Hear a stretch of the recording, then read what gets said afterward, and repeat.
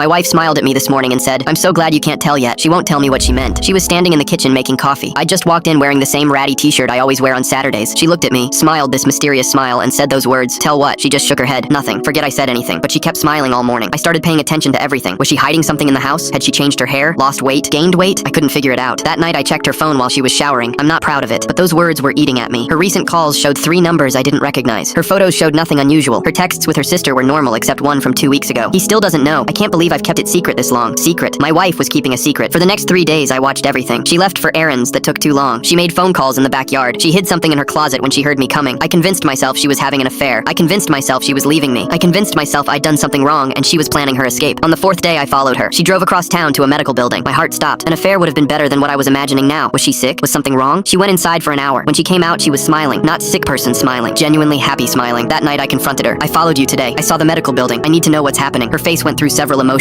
Surprise, guilt, and something soft and scared. I wanted to wait. I wanted to be sure before I told you. Sure of what? She took my hands and placed them on her stomach. I'm 14 weeks pregnant. The words didn't register. We'd been trying for 6 years. 4 rounds of IVF, 3 miscarriages. The last one nearly broke us both. 8 months ago, we decided to stop trying. The grief was destroying our marriage. That's not possible. We stopped treatments. I know. The doctor said sometimes it happens. When you stop trying, when the stress goes away, sometimes your body just does what it couldn't do before. She was crying now. I found out at 6 weeks, right when we lost the last one. I couldn't tell you. I couldn't watch hope come back into your eyes and then take it away again if something went wrong. She squeezed my hands against her belly. So, I've been going to every appointment alone, taking the vitamins in secret, hiding the morning sickness, praying every single day that this one would stick. 14 weeks, I whispered. We've never made it past 10. I know. That's why I waited. The doctor said after 12 weeks, the risk dropped significantly. I wanted to be past the danger zone before I told you. I wanted to give you hope that wouldn't break. I thought about the last 3 months. The times she seemed tired, and I assumed work was stressful. The mornings she skipped breakfast, and I didn't question it. The nights she fell asleep early, and I thought she was just exhausted. She'd been carrying our miracle alone, protecting me from another loss by keeping the hope to herself. The smile this morning, can't tell yet. The bump, it's barely there, but I can feel it. Another week or two, and you'll see it. I was standing there looking at you and thinking how grateful I am that I got this far without you noticing. She pulled out her phone and showed me an ultrasound photo. A tiny bean with a heartbeat. Our baby. It's a girl, she said. I found out last week. I've been calling her Hope because that's what she is. I held that photo and cried harder than I'd cried for any of the ones we lost. Not grief tears, joy tears. The kind that come when something you'd given up on comes back to life. You did this alone for 3 months. I did it for us, for our marriage. I couldn't put you through the waiting again, the counting days, the holding your breath at every appointment. It was easier to carry it myself. I pulled her into my arms. You don't have to carry anything alone anymore. We went to every remaining appointment together. I watched Hope grow on the ultrasound screen. I felt her kick for the first time at 22 weeks. I held my breath at every milestone and celebrated when we passed them. Last month, Hope arrived. 7 pounds, 6 ounces, 10 fingers, 10 toes. A scream that filled the delivery room like a promise. When the nurse placed her in my arms, my wife smiled at me. Now you can tell. I could tell everything. That we'd made it. That the years of grief were worth it. That sometimes hope hides in secrets because it's too fragile to share. I'm holding Hope right now as I write this. She's asleep on my chest. My wife is finally resting after carrying the weight of a miracle by herself for 3 months. I couldn't tell before, but now I can tell everything.